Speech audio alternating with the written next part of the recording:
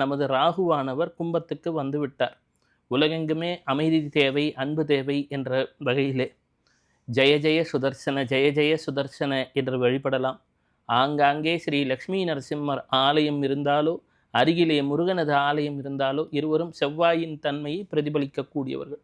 எனவே அங்கே சென்று ஏதேனும் வகையிலே ஒரு வணக்கத்தை சொல்லி வரலாம்.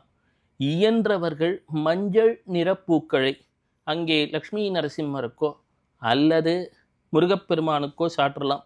ஐயா, என்கிட்ட அதுக்கெல்லாம் வசதியே இல்லை அப்படின்னு சொன்னால், வீட்டிலேயே முருகனை ஒரு நல்ல மஞ்சள் பட்டு தோளுக்கும் மஞ்சள் பட்டு இடுப்புக்கும் இருப்பதை போல கற்பனை செய்து கொண்டு முருகனை மனதார வழிபட்டு ஓம் சரவணபவாய ஓம் சரவணபவாய என்று சில முறை சொல்லலாம். அவ்வளோதான். இதுக்காக நீங்கள் உடனே என்ன சொல்லுவாங்க, பெரிய பரிகாரங்கள் என்பதை எந்த காலத்திலும் நான் ஆதரிப்பது கிடையாது. ஏனென்று சொன்னால், ஏற்கனவே பிரச்சனையில் இருக்கீங்க.